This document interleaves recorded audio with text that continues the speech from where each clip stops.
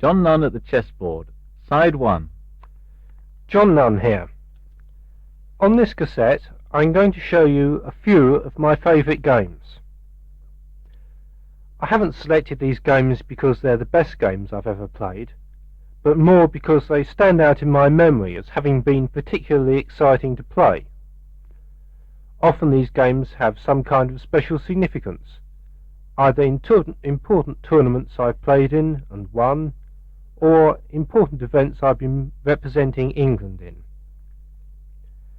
Well, these games are going to be in chronological order, so the first one is from 1974, when I was playing for England in the World Students' Team Championship at Teesside. The game is from the match against Denmark. This was a very important moment in our search for medals. Denmark were at the time leading the tournament, ahead even of Russia, and we badly needed to win this match to have a chance.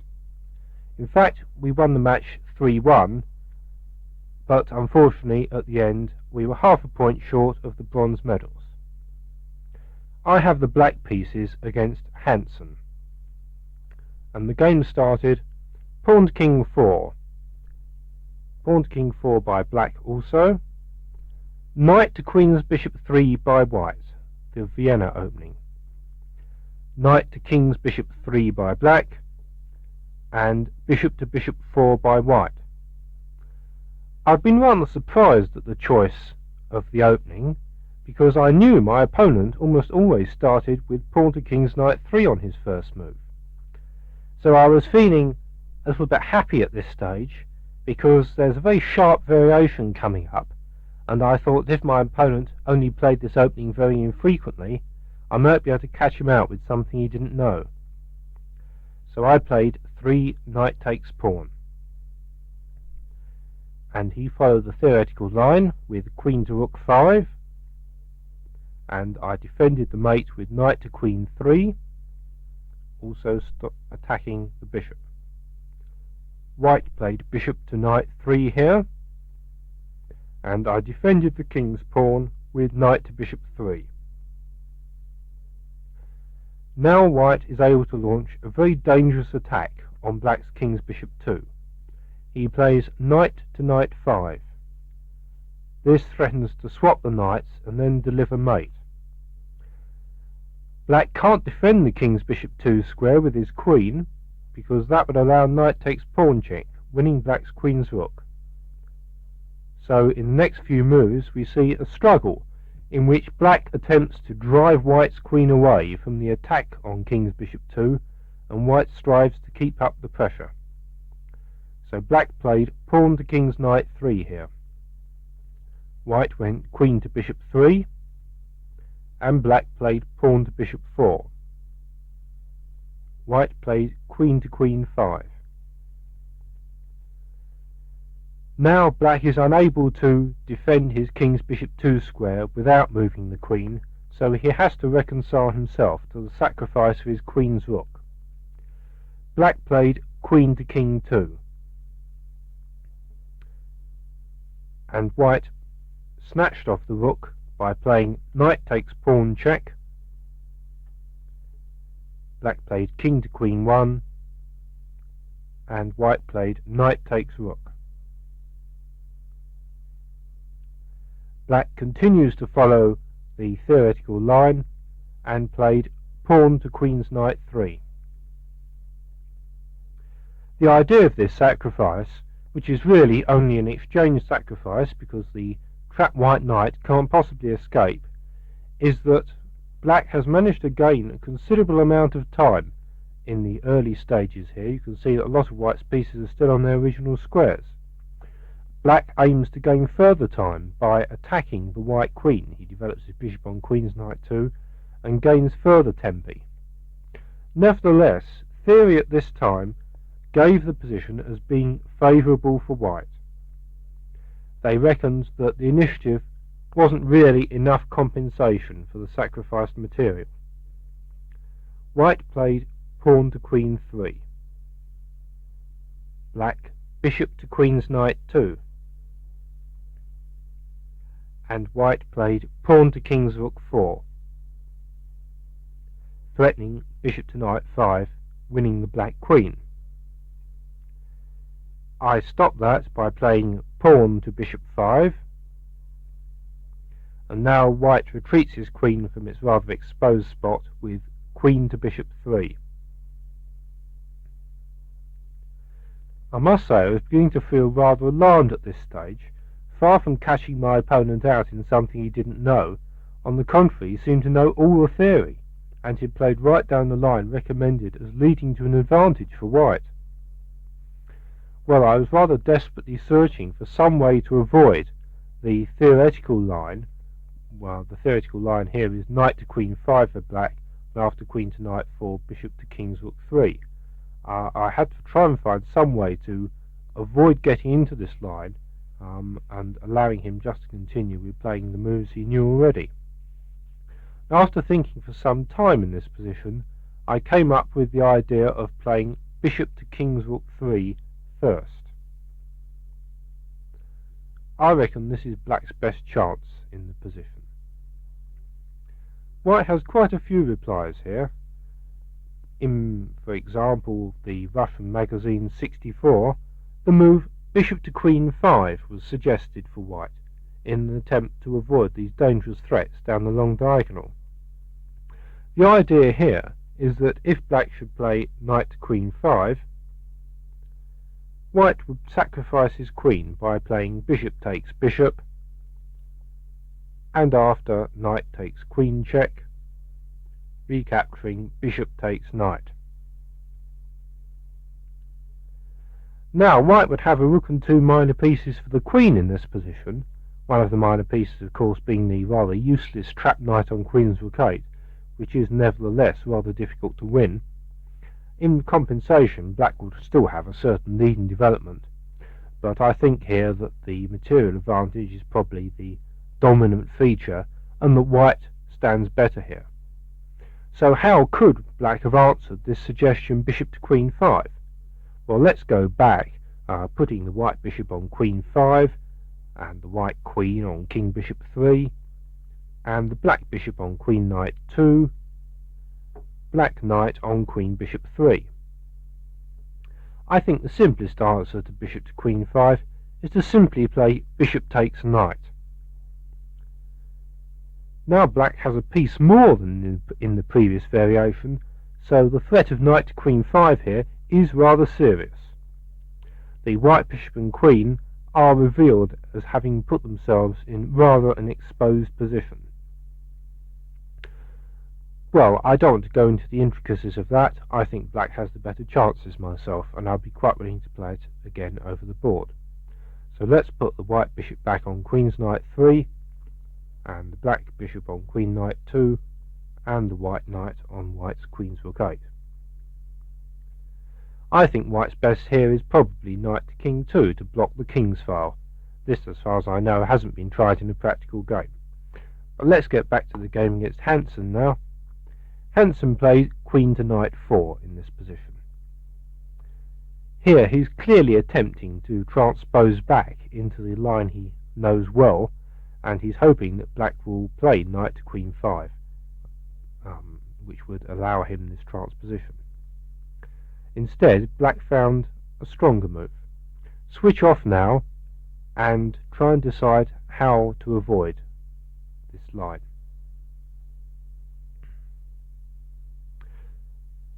The answer is I played pawn to king 5 here, at once breaking open the king's file with an attack on white's king. White replied with the most obvious move, which is to eliminate the dangerous black pawn on king's bishop 4, so he played bishop takes pawn. I played pawn takes pawn, discovered check, and white played king to bishop 1. Black's bishop is attacked, so his next move is forced. He must exchange. Bishop takes bishop. White retook, queen takes bishop.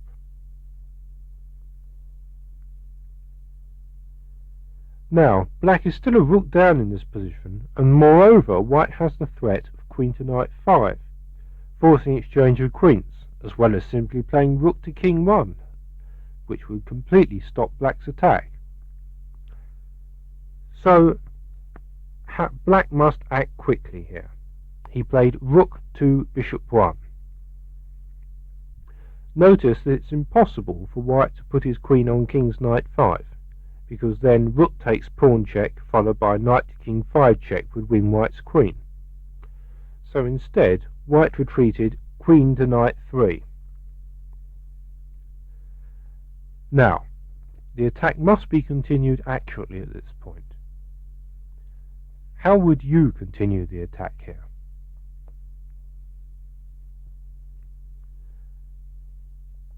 I played knight to king's 5.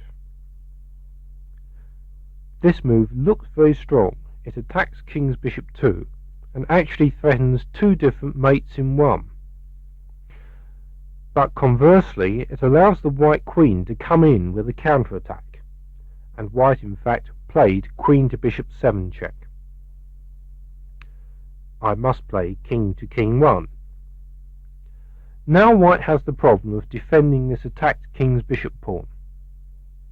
He must be careful.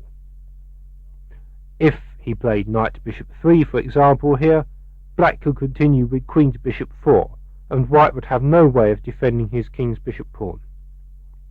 So instead he played knight to rook 3. And now, black has a combination here. See if you can find it for yourself.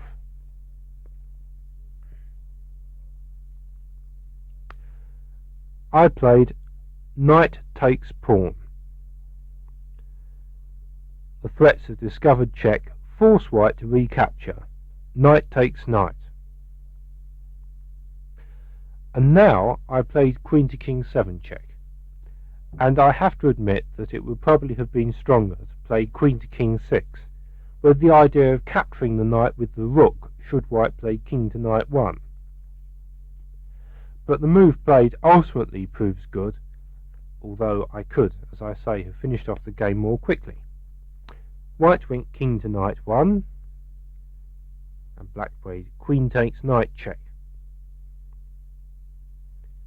King to rook 2 is forced here, and queen takes pawn check by black.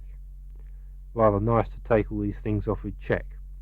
King to knight 1 by white. Now the question is, does black have anything more here than a perpetual check? Switch off and see if you can find a continuation which might lead to a win.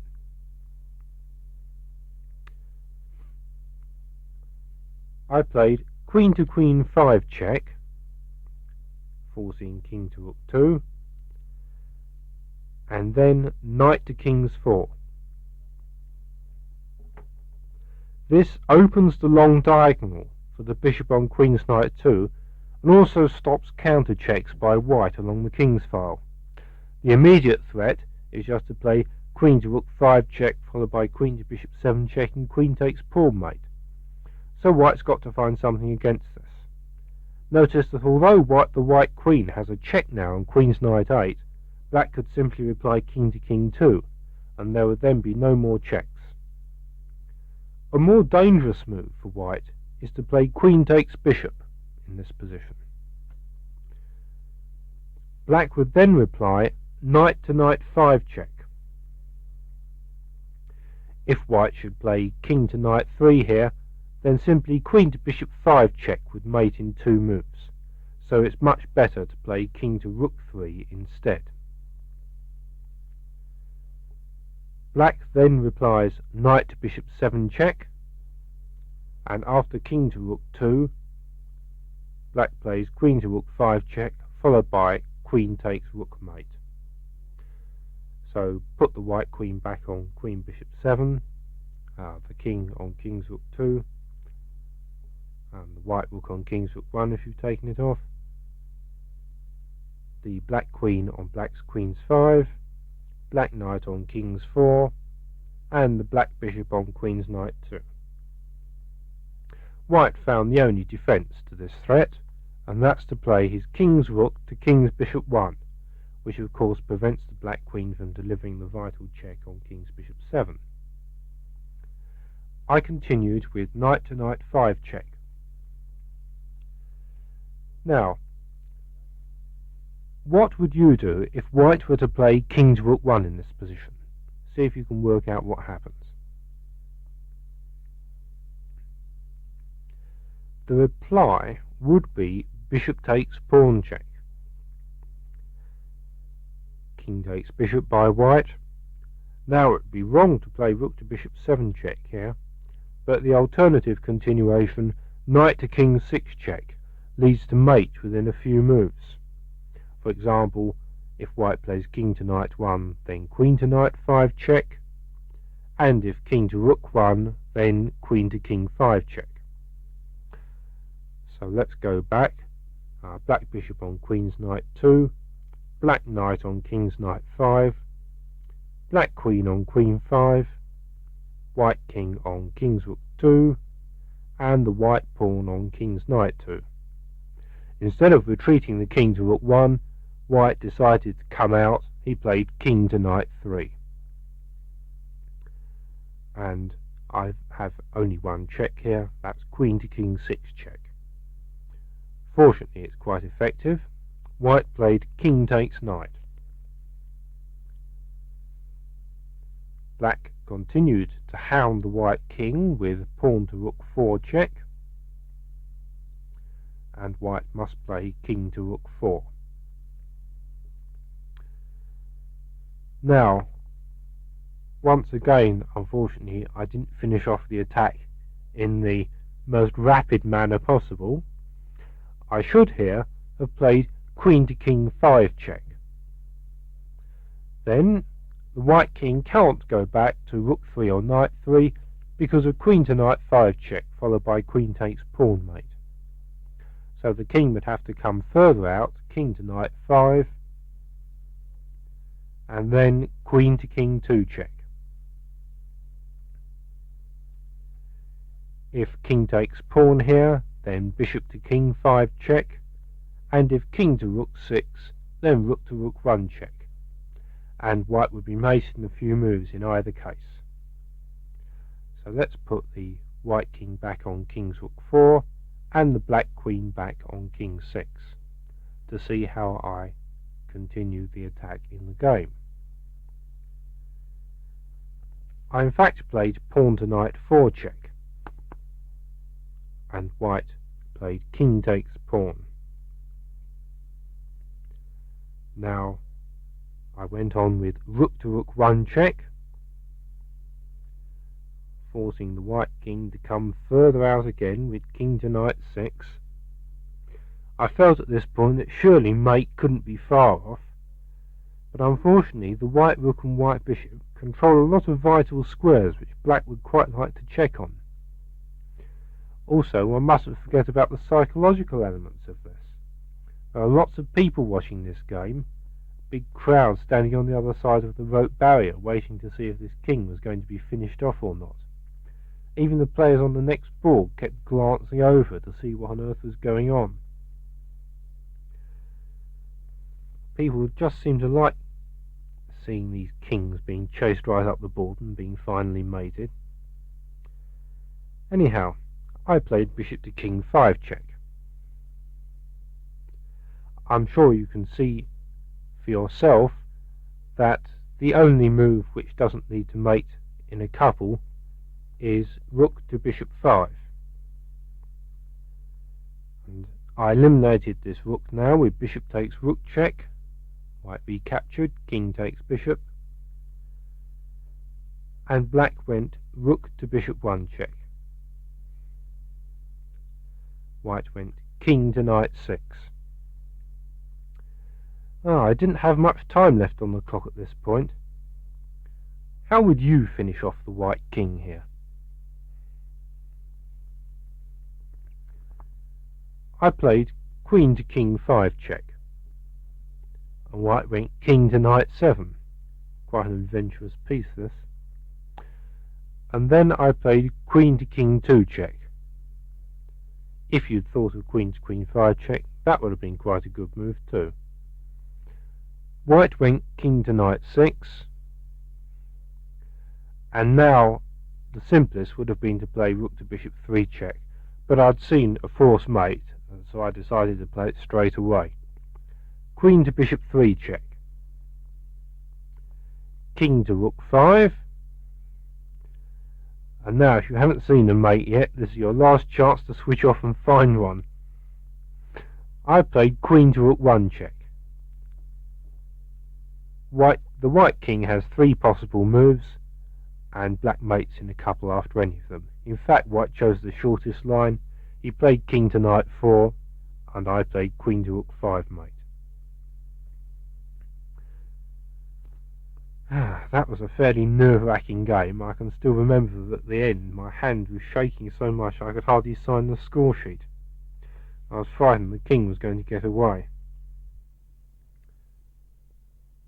The next game occurred in an even more important event, the final section of the European Junior Championship, played in Holland over the new year 1974-75.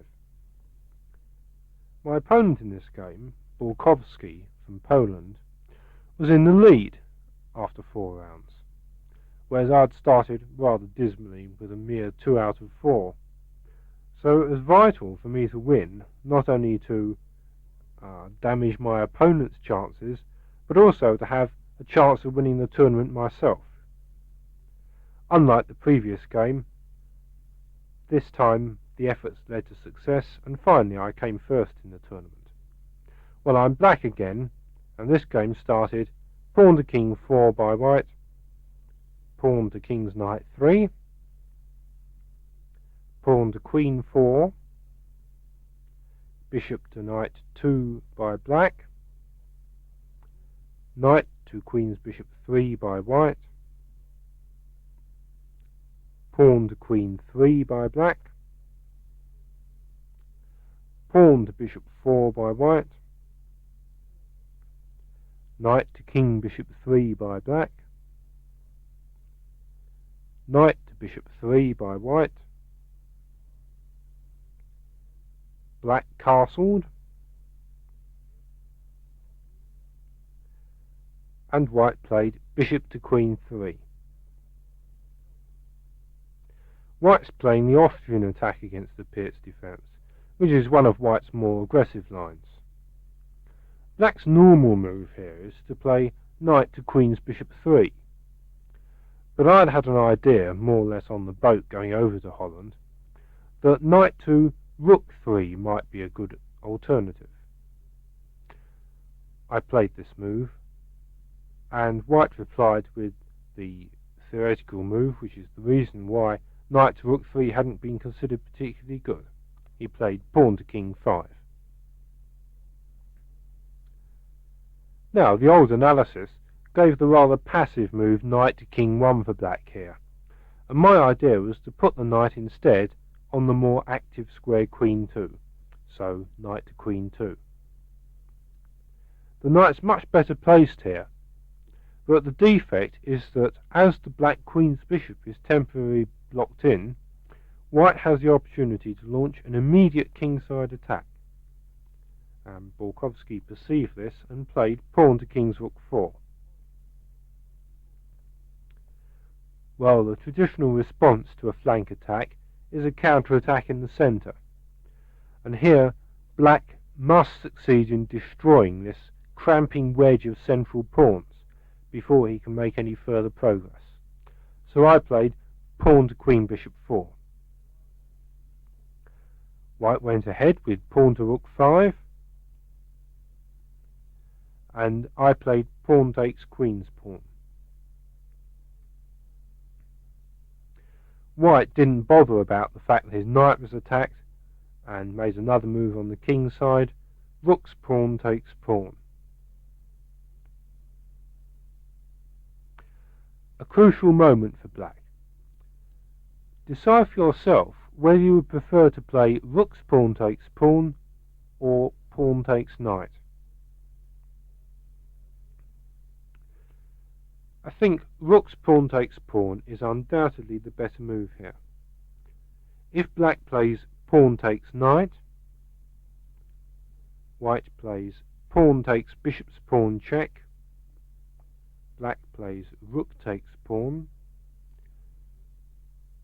and now there are two very dangerous lines for white. White can either play pawn to king 6, or he can play knight to knight 5. It seems to me that both of these are sufficiently dangerous for black as to put him off playing this pawn takes knight move. So let's put the black pawn back on queen's 5, black rook on king's bishop 1, black pawn on king bishop 2, white knight on queen bishop 3, and the white pawn on king's knight 6. So I settled for rook's pawn takes pawn. White again ignored his knight and played knight to king's knight 5. In this position it's easy to see that capturing the knight on queen's bishop 3 is quite out of the question. The simple continuation, bishop takes knight's pawn, pawn takes bishop, queen to queen 5 check, mating, would be the simple refutation. So instead, black completed the destruction of white's centre by playing pawn takes pawn. Now, if white should attempt to play his queen over to the king's rook's file, black always has the reply knight to king's bishop 3, covering the vital king's rook 7 square. White spent 1 hour and 20 minutes on his next move to decide if this queen manoeuvre was the correct continuation. Let's see what happens if white plays queen to knight 4 here. Black replies knight to bishop 3. White plays queen to rook 4. And now black plays pawn takes knight. White must try and dislodge this defensive knight, so he plays bishop's pawn takes pawn. But black here has the opportunity to block the king's rook's file by playing knight to rook 4. Well, the only reasonable continuation for white here is to play pawn to king's knights 4. But we can see that white's attacking attempts are unsound. Black has more than one good response here. For example, he can either play queen to queen 5, which would pin the pawn, or he can play queen to rook 4, which has the catastrophic threat of pawn takes pawn discovered check, as well as threatening the white king's pawn with check. So white's attack will be refuted in this case. So go back now to diagram 1.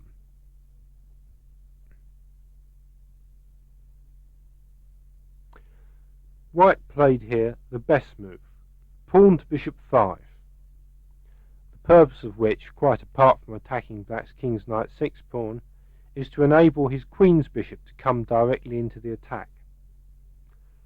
I thought over an hour about my reply. I was wondering whether it would be possible to play the extremely daring move pawn takes pawn.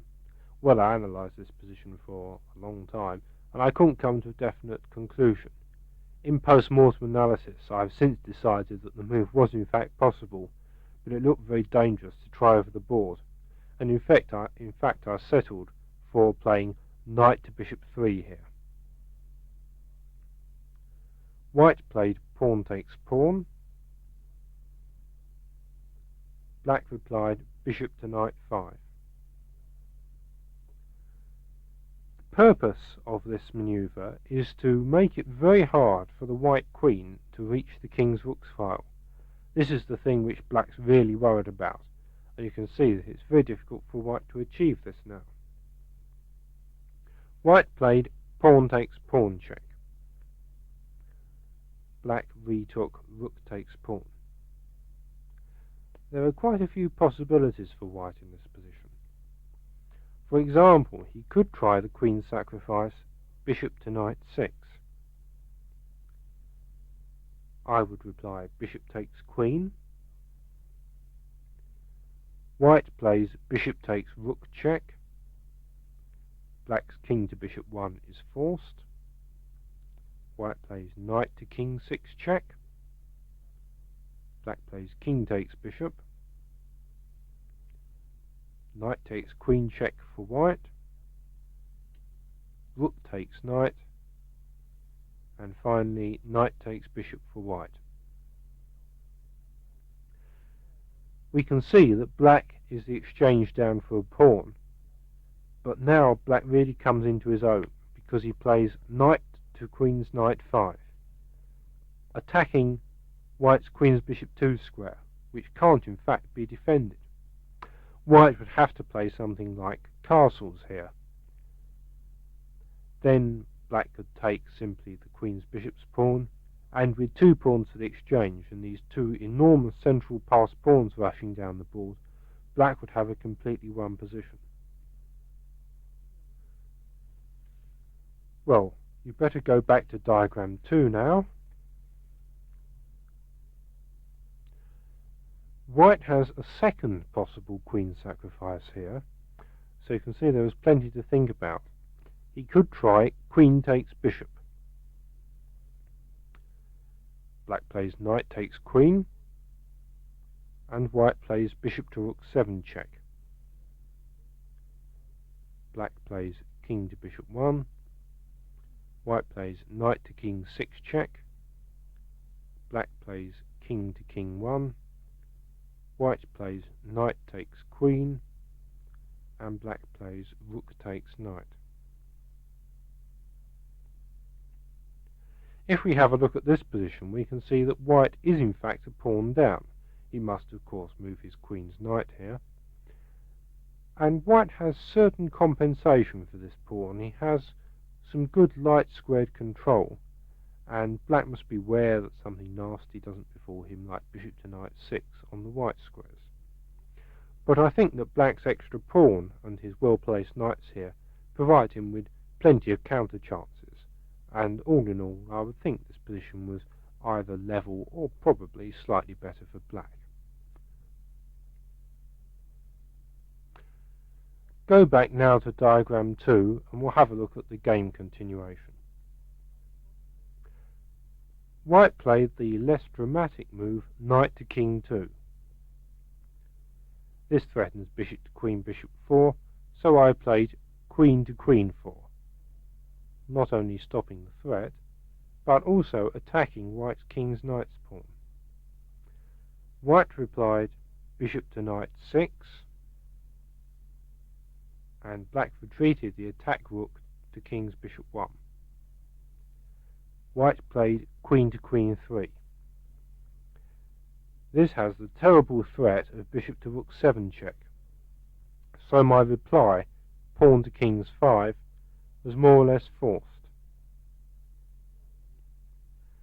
Now, here's a rather unusual question. Imagine you were white here. How would you continue the attack?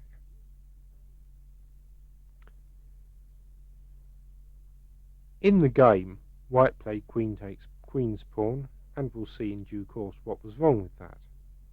It would also be bad to play knight takes king's pawn because of the simple reply knight to queen's knight 5. In fact, the best move is the seemingly absurd knight to queen's bishop 3, putting yet more material on freeze. If black plays pawn takes queen, the reply is knight takes queen. Black plays knight takes knight,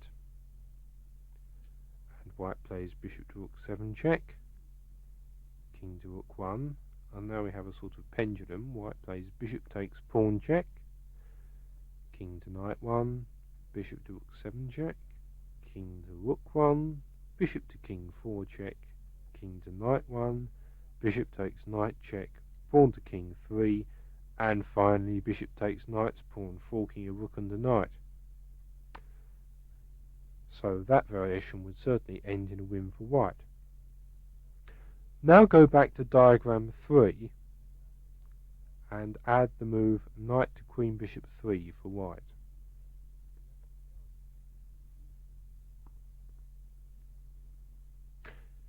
If you have a look at the position for yourself, you'll see that should black play pawn takes knight in this position, he would suffer a similar fate to the variation we've just looked at.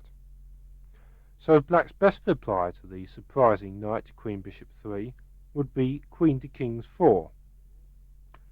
White would then take the king's pawn with the knight on queen bishop 3, and black would exploit the fact that the white knight is pinned to play knight to bishop 4.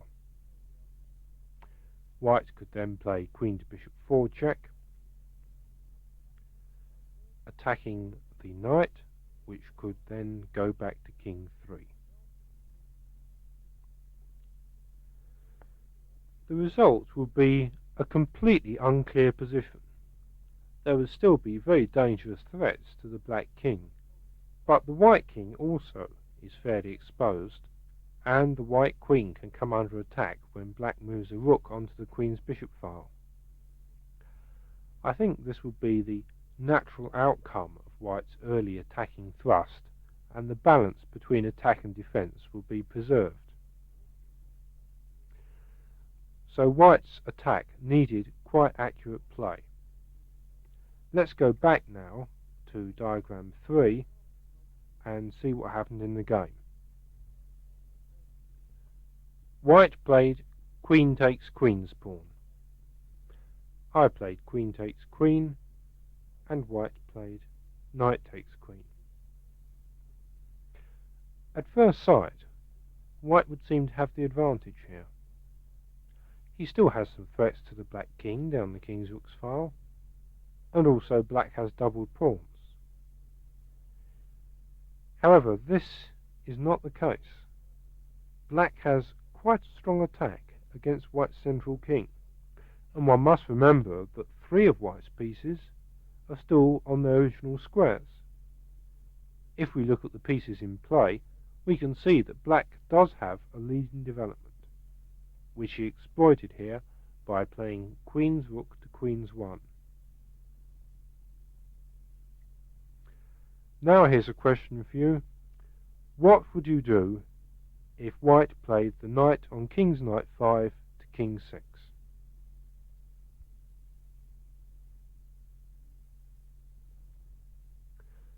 The reply is rook to queen's 3. White plays knight takes rook, and black plays rook takes knight. The threat here is rook to queen's 8 check, so white must play bishop to king 3. Black plays rook to queen's 3. Now we see that the white knight on king's bishop 8 is more or less trapped. He must go knight to rook 7. And then black plays knight to queen 4, which surprisingly attacks both white bishops. After black has won one of them, he would have 2 minor pieces for a rook, and this material advantage should be sufficient for a win. Go back now to diagram 4.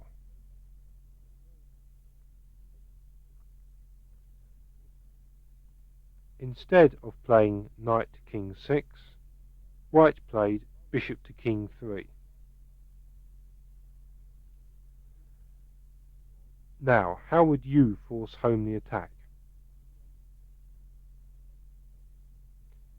The strongest is knight to knight 5, threatening rook takes knight followed by knight takes pawn check. Notice that the queen's rook can't go to queen's 1, that's covered by black's bishop. So instead, white played rook to queen's bishop 1. There are lots of good moves for black now, but he chooses the simplest, which is to play the knight on queen's knight 5 back to queen's 4. White is unable to play bishop to queen 2, because then pawn to king 6 would trap the bishop. So instead he plays bishop to bishop 2. Black played knight to bishop 5, and this surprisingly traps the bishop on king's knight 6. White must lose material now, however he plays. He tried bishop to bishop 5, and black replied rook takes knight. White played bishop takes rook, and black played bishop takes bishop.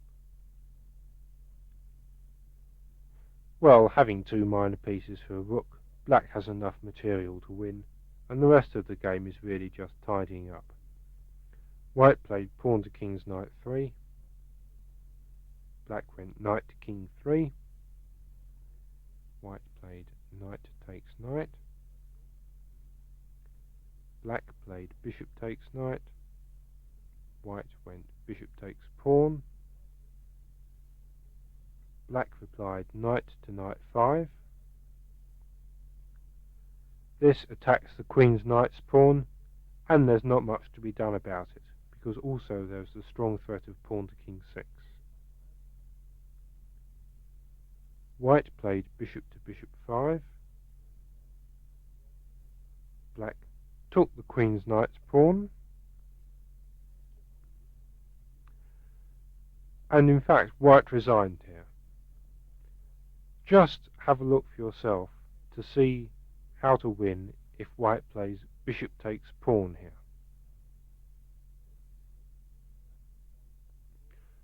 Well, the simplest reply to that is to just play bishop to bishop 6 check, king to queen 1, bishop to bishop 5, threatening 2 different mates in one with the knight. White would have to play rook to queen's knight 1 to give his king a flight square, and then black comes in with rook to bishop 7, and it is mate in a couple more moves. But there was a point to my question, because you might have fallen into a trap. Put the white rook back on queen bishop 1, black rook on king bishop 1, one black bishop on queen knight 7, and the other one on king 3, and the white king on king 1.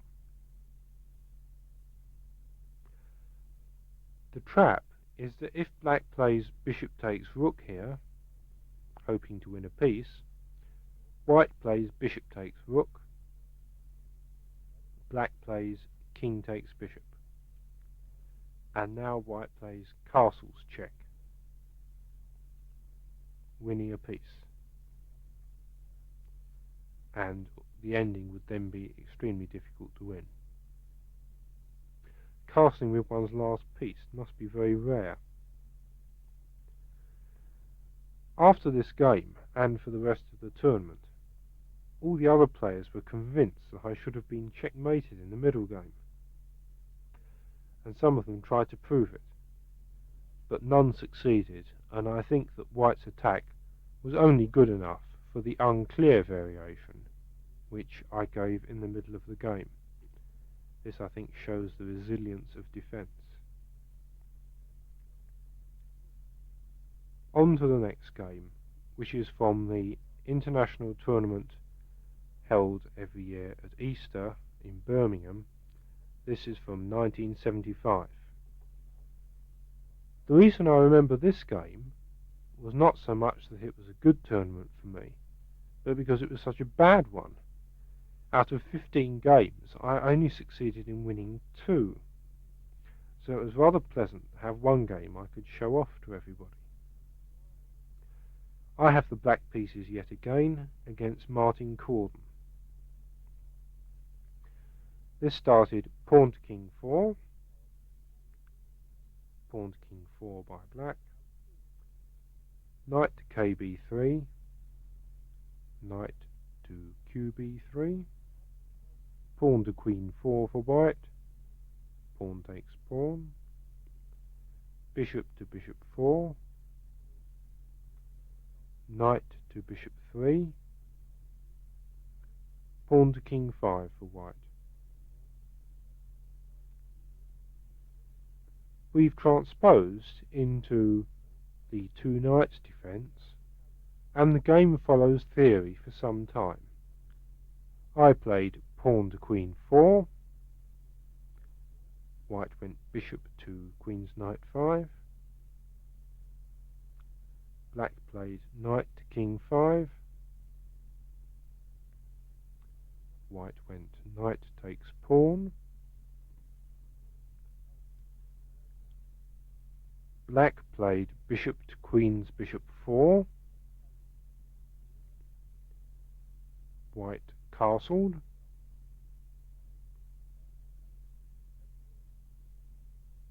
Black castled.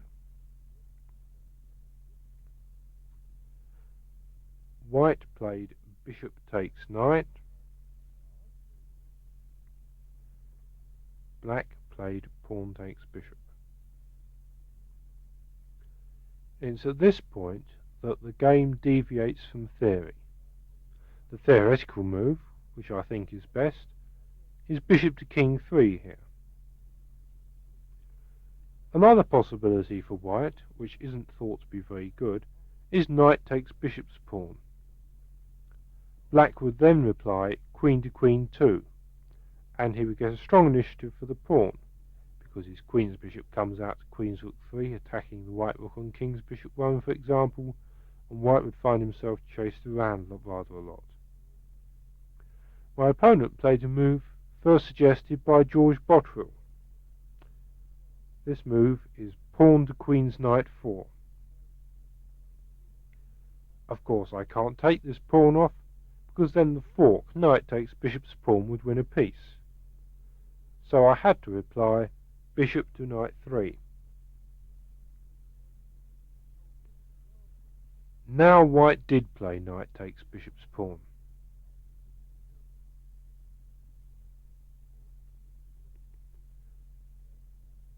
Now, here's a question. Is queen to queen 2 good also in this position, or perhaps is there something better? Actually, queen to queen 2 wouldn't be so good in this position. White could reply queen takes pawn, snatching yet another pawn, and exploiting the fact that the black bishop is no longer on queen bishop 4, and so it doesn't cover the king 7 square, where white has a potential knight fork. So instead of queen to queen 2, it's much stronger to play, as occurred in the game, queen to rook 5. Amazingly, virtually all white's moves are forced from now right up to the end of the game. For example, how is he to defend his king's bishop 2 square?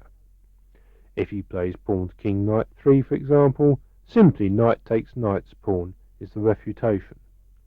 Or if white plays knight to queen 4 here, then knight takes bishop's pawn, uncovering an attack from the queen onto the queen's 4 square. Another line is queen to bishop 3, bishop to knight 5, and the white queen will be trapped within a couple of moves. Finally, if queen to king 2, then bishop to rook 3, another unpleasant combination, winning material.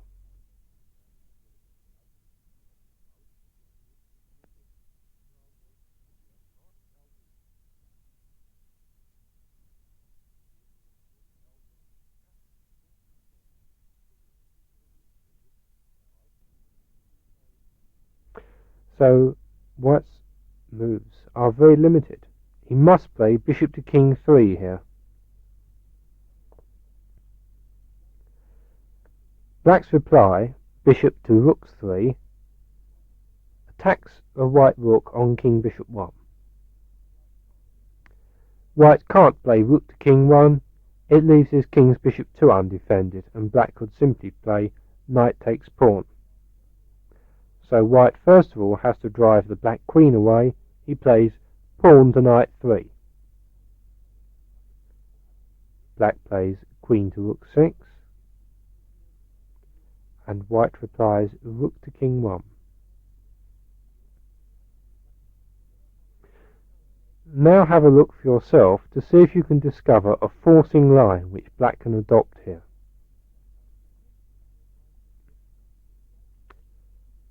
Black plays bishop takes bishop. White in fact took this with the rook, but let's have a look to see what happens after pawn takes bishop by white. Black plays queen's rook to king 1. The idea of this is to prepare the knight sacrifice, knight takes knight's pawn, by allowing the black rook to come up onto the third rank and come over for the final mate. White's only reasonable reply is to play queen takes pawn, attacking the knight on king 5. Black would be unwise to play knight takes pawn here. White could reply queen to knight too, forcing the exchange of queens. So instead, black's best is queen to bishop 4, threatening to win the rook by queen to bishop 7 check. Surprisingly, white hasn't got any way at all of defending his king's bishop 2 square, so he must defend the rook on king's 1 with knight to rook 3. But now black comes in with queen to bishop 7 check, king to rook 1, knight takes pawn check, pawn takes knight, rook to king 3. And white must sacrifice his queen to avoid being mated. It's not surprising, in many ways, that the attack breaks through after white has taken on king 3 with the pawn, thereby weakening the king's knight 3 square. So go back now to diagram 6 and we'll have a look at what happens after the much more natural move rook takes bishop.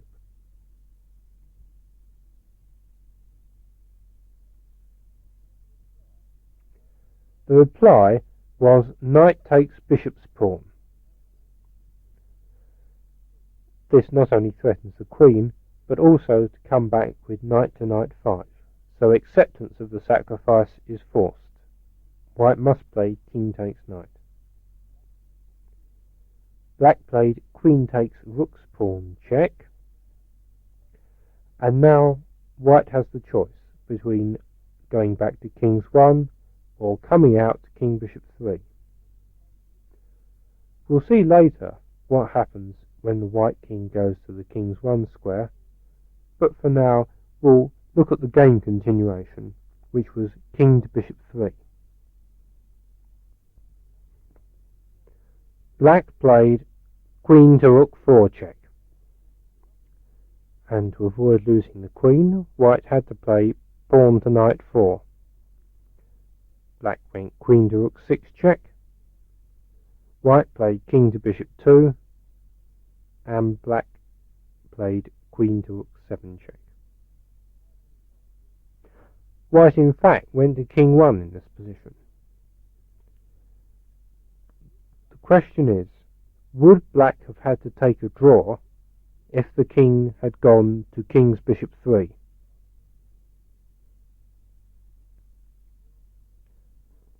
The answer is no. Now black has got the white pawn up to king's knight 4, he can play pawn to bishop 4, with the idea of a fatal opening of the king's bishop file. If white tries to keep this shut by playing knight to king 7 check, then king to rook 1, knight takes pawn, rook takes knight check, pawn takes rook, queen to rook 4 check, and white loses his queen. So let's replace the black king on king's knight 1, black pawn on king bishop 2, black rook on king bishop 1, white knight on queen bishop 6, white pawn from king bishop 5 to king knight 4, and black queen on king's rook 7, and if we move the white king to king's 1, we'll have the position after the game continuation of king to king 1. Of course, I mentioned that a few moves ago white could have played the king on king to kings 1 directly instead of going to king bishop 3 first, and that would lead to very much the same sort of position as we have now. I played queen to rook 5 check. The reply king to queen 2 is forced. It might seem now that the black attack is rather on the wane. The white king has almost reached safety on the queen side, and black remains a piece down, with apparently very few pieces in the attack. So how would you rejuvenate the onslaught?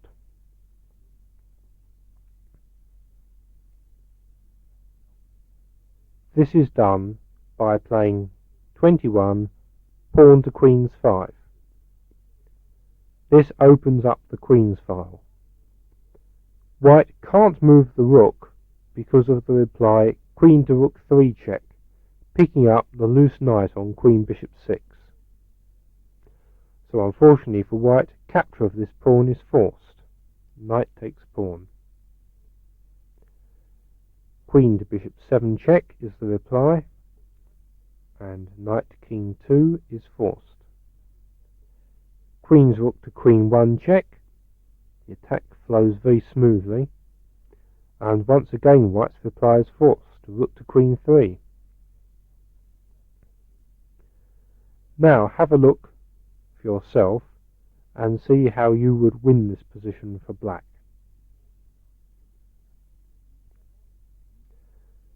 There are, in fact, many good continuations.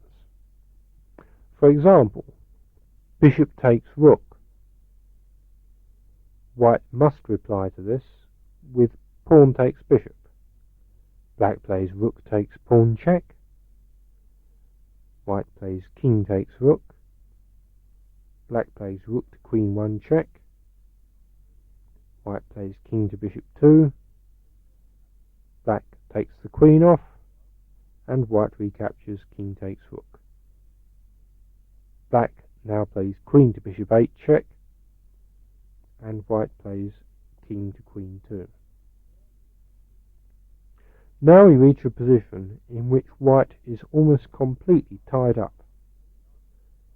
Black needs only to create a passed pawn on the king side, and white will just be quite unable to stop it. So black should probably play here pawn to king's rook 3, with the idea of following up with pawn to knight 3 and pawn to king's rook 4. It may seem surprising, but there's nothing white can do. I'm sure if you have a look for yourself, you'll be able to see the truth of this. So let's go back now to diagram number 7. There's another possibility, besides the game continuation, and that's to play rook takes rook check, pawn takes rook, rook to queen 1, and white has to give up his queen in very much the same way as the line we've just looked at. So if you thought of that, that's fine. So finally we go back to diagram 7 for the game continuation, which was queen to bishop 6. A rather nice move which attacks the queen 3 square yet again. Of course, white can't exchange rooks, and the only other way to defend his queen's 3 square is to play the unpalatable king to bishop 3. This is what happened, and what's unfortunate about this move is that it blocks the natural square for the development of white's queen's knight, which makes it much harder for white to bring his remaining pieces into play. I played bishop takes rook, white played pawn takes bishop, and now I played king's rook to king's 1. Whilst white's tangled up, he's unable to prevent black from bringing his rooks down the 2 central files and just chopping white to bits with them. White played king to bishop 2. He could probably have offered a bit more resistance by playing knight to rook 3 instead, but black would still win fairly quickly. After king to bishop 2, I played rook takes king's pawn, attacking the knight on king's 2. The attacked knight moved to queen's bishop 3, offering the exchange of queens, which of course I declined. I played queen to knight 6. The threat here is simply to play rook to king 6, increasing the pressure on queen's 3 to intolerable levels. White's got no way of avoiding this threat. In fact, he played knight to rook 3. I went rook to king 6. White played queen to king's knight 1, and I took off the queen's pawn with the rook on queen's 1. This move wins a piece, because if white plays queen takes queen, black interposes rook takes knight check before recapturing the queen. Therefore, white resigned. One could hardly imagine a more convincing refutation of white's new move, pawn to queen's knight 4. After all white's moves practically were forced. Now we move forward in time a bit to the next game, which was played in the summer of '76. It's the only game on this cassette not taken from an international tournament. In fact, it is taken from the last round of the Surrey Open Swiss. This was a 5-round tournament, and after 4 of the rounds, 4 players had 100% scores. Fuller from Australia, Cooper from Wales, Karaklaic from Yugoslavia, and myself. So we had the 4 players representing 4 different countries.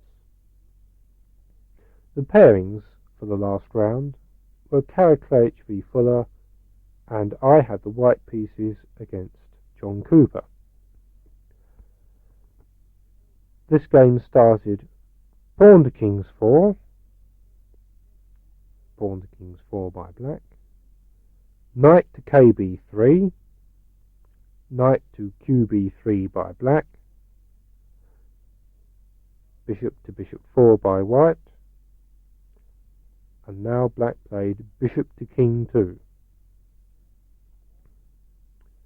This is the rather unusual Hungarian defence. I played the recommended move here, which is pawn to queen's 4. Black played pawn to queen 3, and white pushed on with pawn to queen's 5. The usual move here is knight to knight 1 for black. Instead, my opponent played knight to rook 4, a new move which doesn't seem to be quite so good. I went bishop to queen 3, black went pawn to queen bishop 4, and I played pawn to bishop 4. This position resembles a queen's pawn opening called the check Benoni, with the difference that the black queen's knight is on queen's rook 4 instead of queen's knight 1. Now on queen's knight 1, this knight can go to queen 2 and come over to help in the defence of the king side. But as you can see, on queen's rook 4, it's going to take some moves to bring back into the game. And it's for this reason that the knight shouldn't really have been put out on a limb like that. Black played knight to king bishop 3, and I played knight to bishop 3. Black played castles,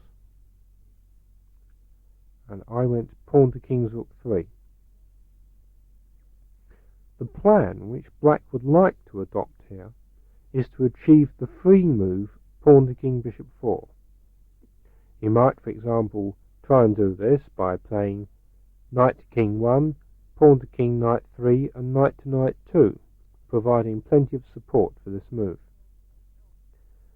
But he's got a problem there, because white is able to play pawn to king's knight 4 and stop black from achieving this freeing thrust. This was the point of white playing pawn to king's rook 3.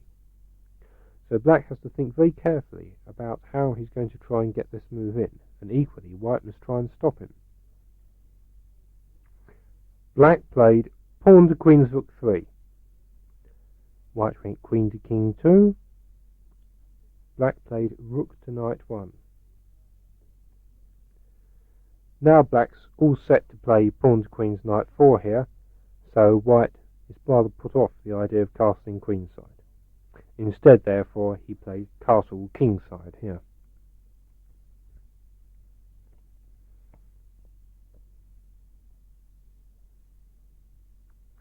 If black continues with his plan of playing knight to king's 1, white would reply knight to king's 1 himself, with the idea of getting him pawn to king bishop 4 before black can. Normally, of course, this isn't a good idea, because black exchanges his king's pawn for white's king's bishop's pawn, and then he occupies the hole on his king's 4 square with a knight.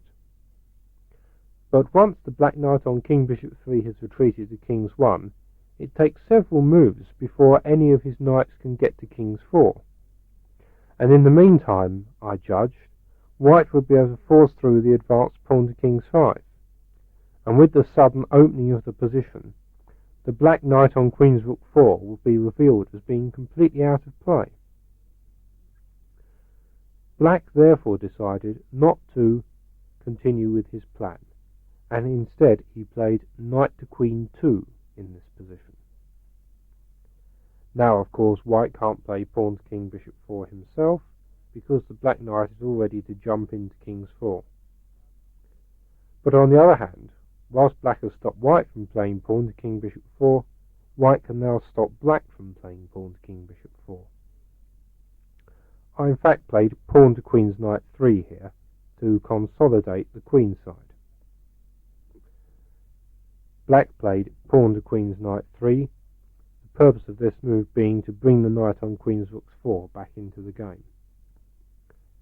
I went knight to queen 1. The knight is going to king 3 to control the important kb5 square. Black played king to rook 1. I went knight to king 3. Black prevented the knight from going to kb5 by playing pawn to knight 3. I played pawn to king's knight 4,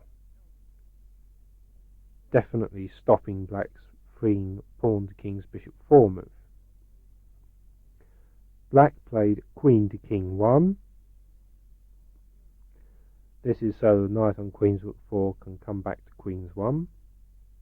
I went king to rook 2.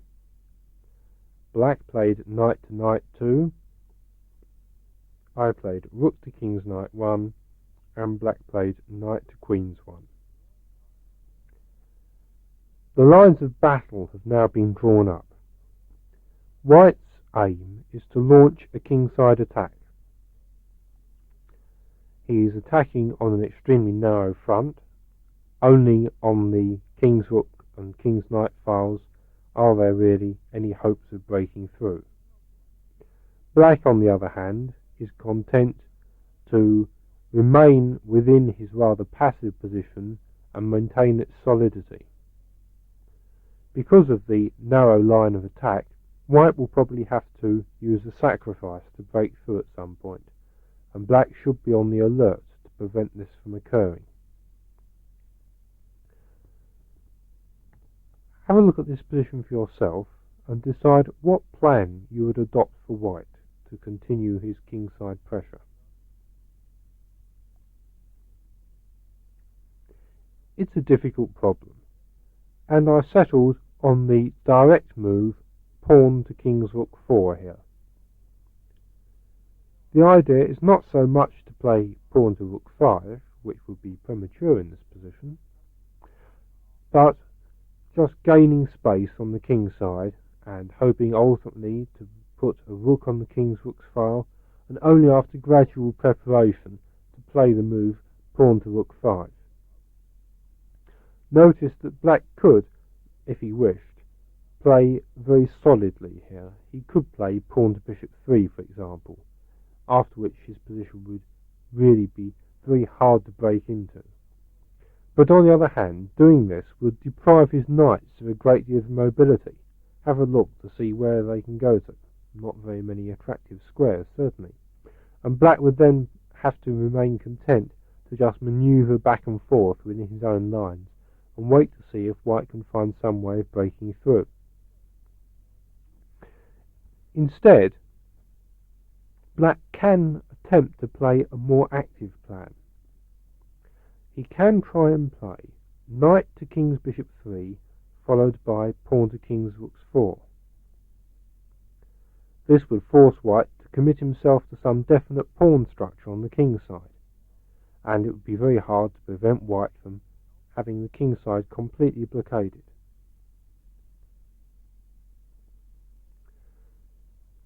Black can play knight to king bishop 3 directly here. What would happen? White would reply bishop to knight 2. Then black would have a problem, because white would be threatening a very dangerous piece sacrifice on king's 5. Knight takes pawn. And this would prevent black from playing the move pawn to king's rook 4, which he wants to play. In view of this, black decided on one more preparatory move before playing knight to kb3. So let's put the knight back on queen 2 and the white bishop back on queen bishop 1. The preparatory move was rook to knight 2. Very solid. Black supports not only the second rank, but also moves the rook off the slightly exposed queen's knight 1 square. Notice in that last variation, the white bishop would arrive on king 5, and then it would be attacking the rook where it's still on queen's knight 1. I completed my development here with bishop to queen 2, and black went knight to kb3. This is a crucial moment. White has to settle on something against the threat of pawn to king's rook 4. Have a look for yourself.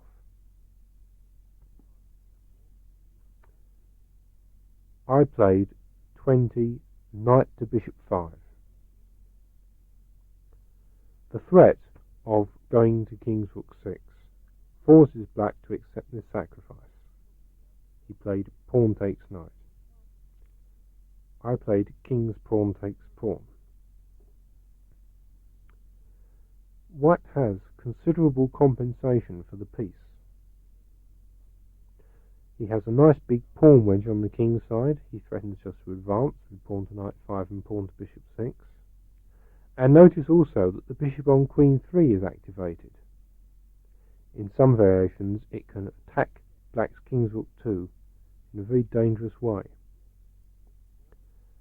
Black must do something to prevent these pawns from coming forward, so he played pawn to king 5. What would you play here?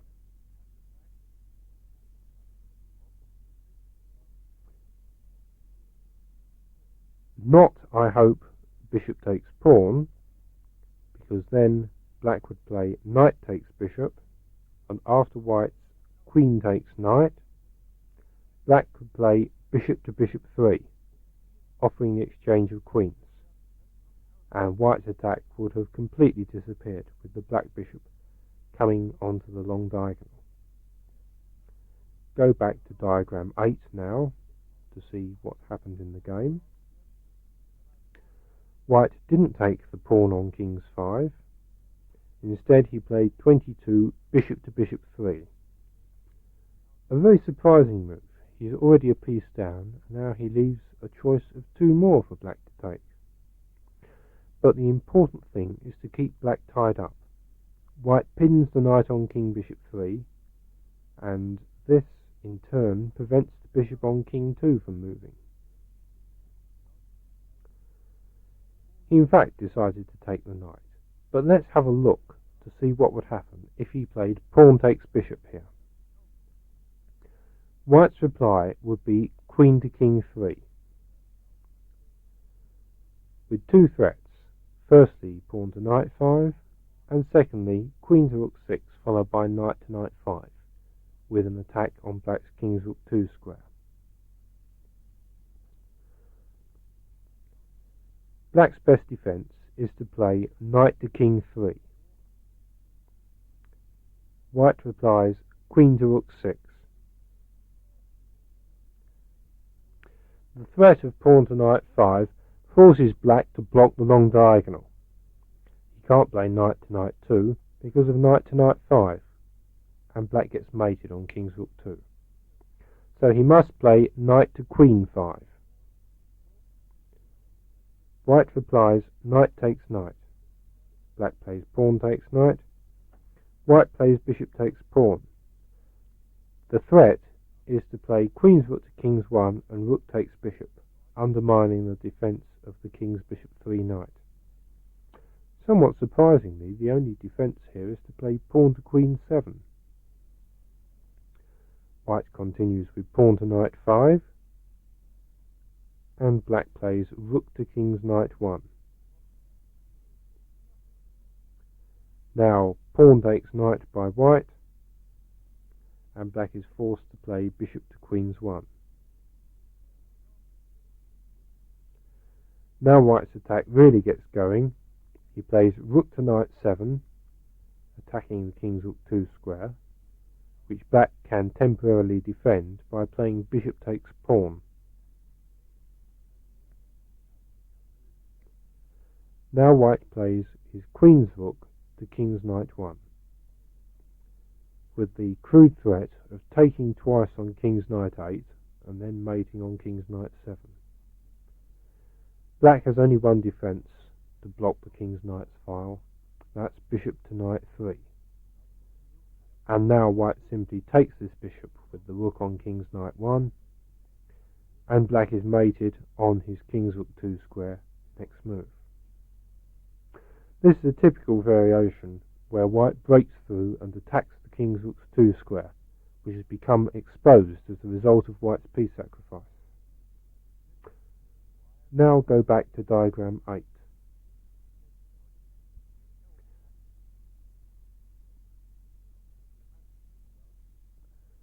And add the move bishop to bishop 3 for white. Black in fact played pawn takes knight. Now have a look for yourself and decide where the white queen should move to.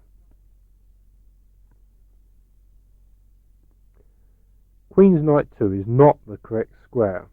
Black can reply king to knight 1, and if white takes twice on kb6, black swaps queens with queen to king 4 check.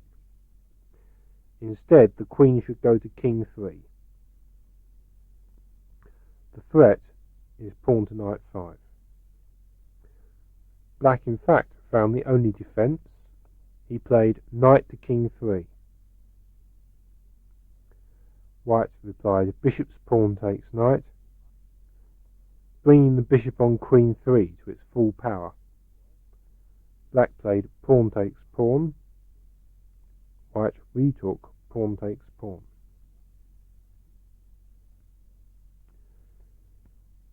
Black played bishop to queen 1. In fact, he could have offered a bit more resistance by playing pawn to queen 4 instead, but analysis showed that white would still win. Now, what would you do for white here?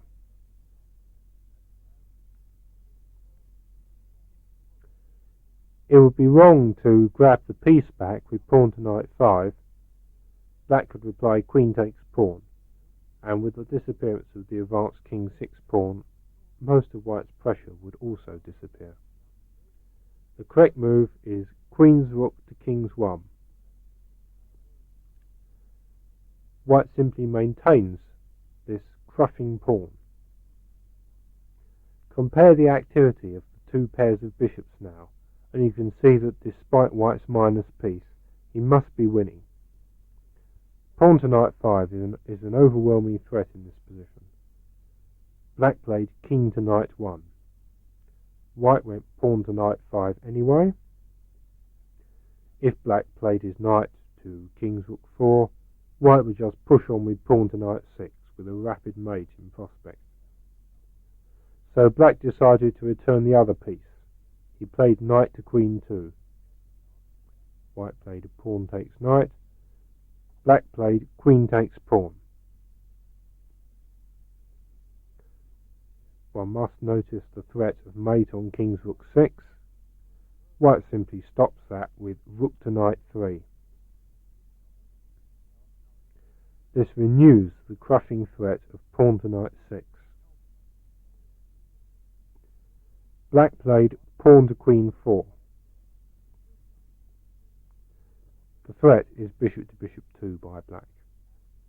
Now have a look to see how you would finish black off.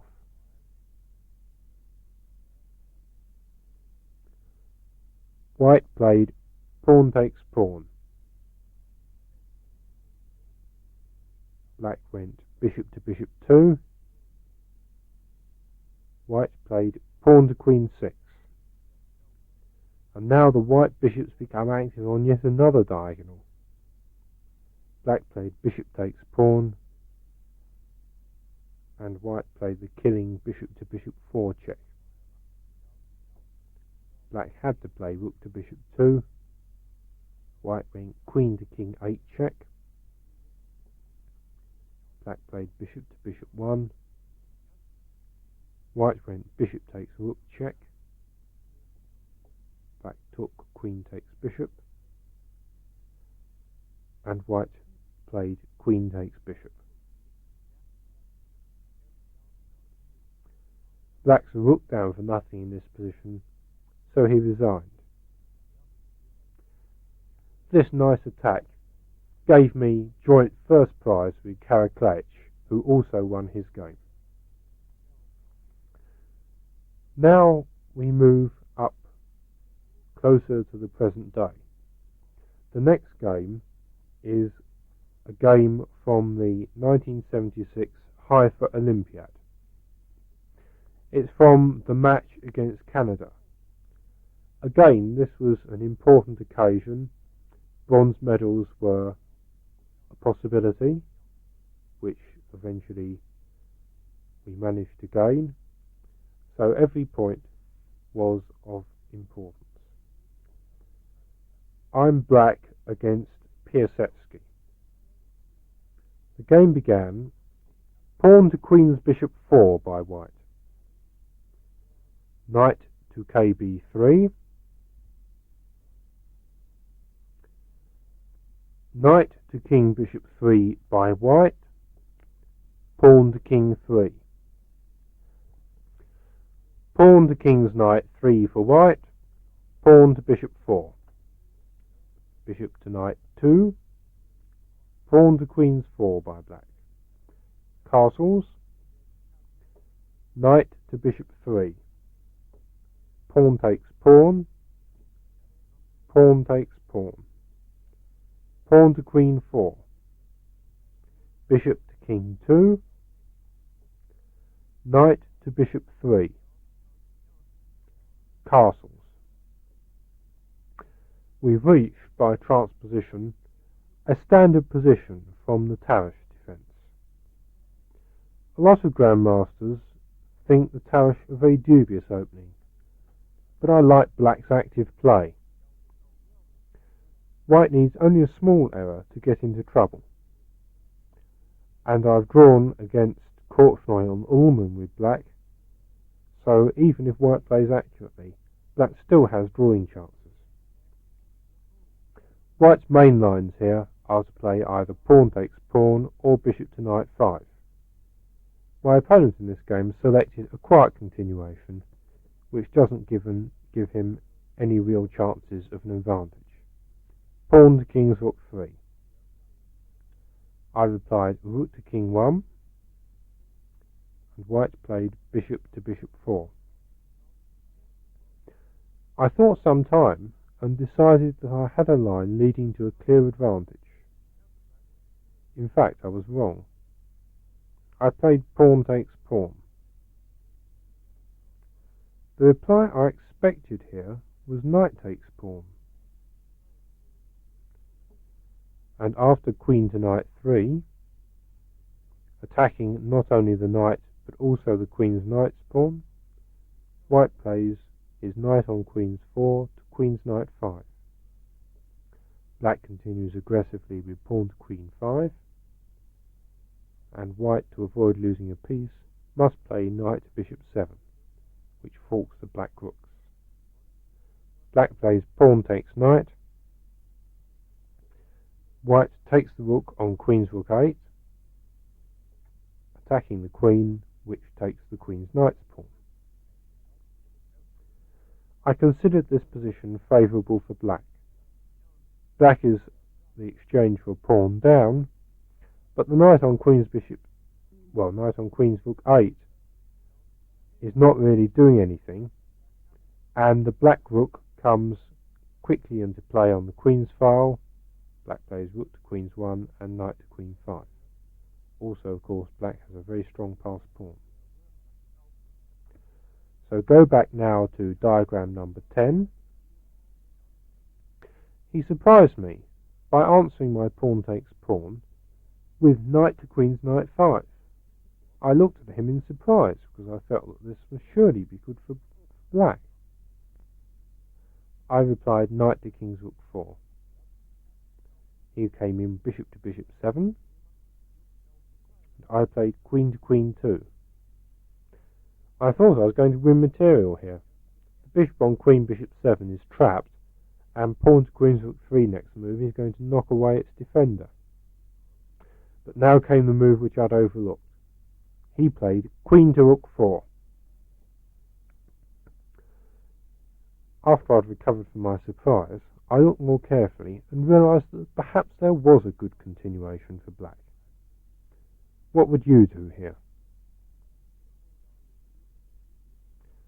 I played pawn to queen's rook 3. Threatening to win 2 pieces for rook by pawn takes knight, so white's reply bishop to knight 6 is forced.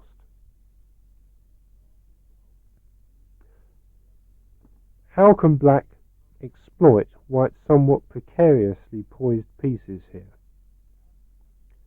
Have a look if you haven't seen anything.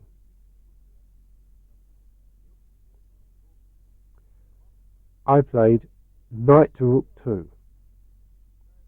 A somewhat surprising move. Tony Miles walked past the board at this point, and I remember his expression of surprise on seeing these rather odd black knights on the edges of the board. It certainly is an unusual position for a master game. Well, white must do something about the multiple attacks on his pinned knight, so he played bishop takes knight. It would be no good for black to play pawn takes knight here because of the reply queen takes pawn, and surprisingly black can't exploit the fact that the white queen is tied to the defence of the bishop.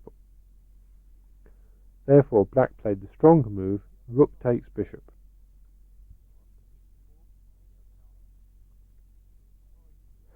White's reply was to take the queen's pawn with the knight on bishop 3.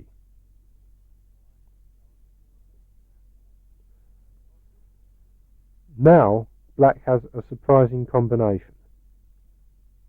See if you can discover it for yourself. Black played knight takes pawn. White replied pawn takes knight, and black played bishop to bishop 4. This move defends the queen's rook, and so threatens pawn takes knight. In fact, white must be careful not to lose 2 pieces, because the knight on queen's 4 is in danger as well. White made the best of the position and played queen to bishop 2, counter-attacking black's bishop. Black's reply is forced. He must play queen takes knight to regain the sacrificed piece. White can counter-attack too here. He played pawn to king 3, which by unpinning the knight attacks the queen.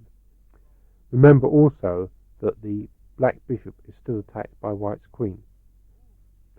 Black has now won a pawn, but his position remains considerably disorganised. Look at his queen's rook, and the fact he's got these hanging pieces. Black played queen to bishop 5. He would be delighted to have the queens exchanged off, of course. White played queen to bishop 2, which not only attacks the king's bishop 7 pawn, but also threatens to win a piece with queen's rook to queen's bishop 1. Fortunately, black can defend against both these threats by playing pawn to queen's knight 3, bringing the queen's rook into the game. Black has a threat himself, in fact. He threatens to play rook takes pawn, and after queen takes rook, bishop takes knight, pinning the queen. Therefore, white played king to rook 2. Black has now repulsed white's immediate counter threats, but his position is still rather dubious. His queen is badly placed, and it's difficult to get his pieces into the game. His queen's pawn is very weak. Consequently, black decided on what looks at first like an absurd move. Can you find this move?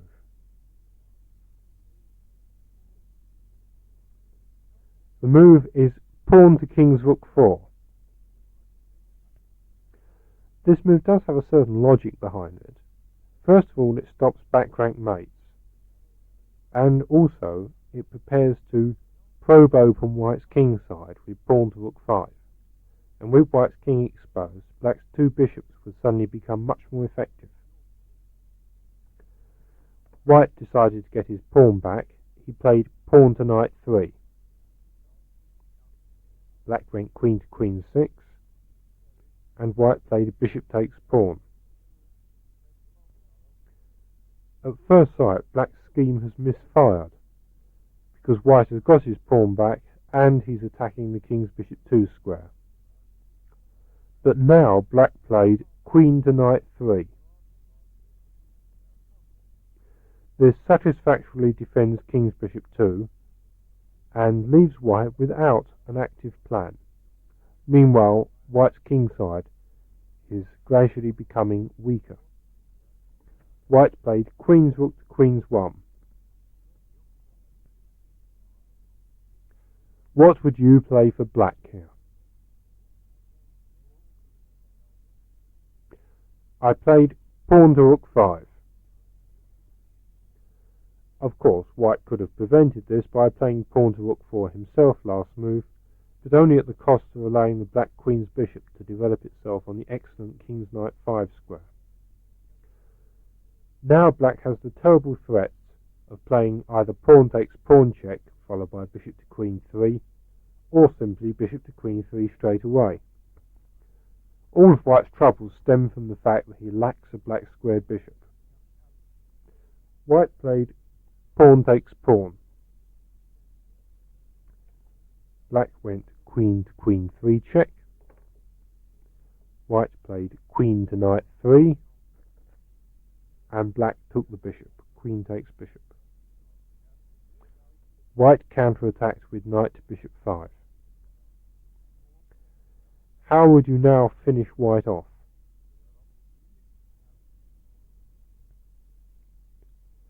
Well, one wouldn't do it by playing queen to king 4, which would allow a queen swap followed by rook to queen 8 check, winning the piece back. Instead, the most effective continuation is queen takes knight. White went rook takes queen. Black played bishop takes rook. Now black has the material advantage of a rook and 2 pieces for a queen and a pawn, and his bishops land on nice unassailable squares, from which they can quickly get to work chopping up white's king. White went rook to queen 5. Black played bishop to king 5. White played rook to king 5. Rook takes rook by black. Queen takes rook. Rook to king 2. All black's pieces defend each other, and white can do nothing. He played queen to knight 8 check. Black went king to rook 2. Now there's nothing to prevent black from putting his rook on the 3rd rank and bringing his bishop to queen's 3 with a decisive attack against white's king. In fact, white played queen to queen's 8 here. Black went rook to king 3, threatening rook to knight 3, followed by bishop to queen 3, forcing white to give up his queen for a bishop. White played queen to knight 5, black went bishop to queen 3 check, and white resigned because after king to knight 1, rook to knight 3 wins his queen. You may have noticed, on looking at these games, that they are very predominantly tactical. This is a feature not often seen in modern chess. Most grandmasters have fairly strategic, quiet, positional styles. But there are exceptions. If one looks at the past successes of Tal, or the present-day successes of players like Velimirovich and Leboyevich, one can see that tactical chess still has a part to play at the grandmaster level. We are entering, I believe, a fundamentally strategic period dominated by the world champion Karpov, who has an excellent understanding of positional ideas. But even so, there will be players in the future at the very highest level who are capable of producing the profound tactical games we remember Tal and Alekhine for. So one day perhaps the pendulum will swing back and we'll see a lot more tactical chess at the highest levels. After all, Tal proved that even grandmasters could be confused when confronted with a continuous barrage of complications. And it may be that as technical advances are made and players become more difficult to beat, people will begin to realise that it is necessary to take risks and to stir up trouble and complications in order to win games.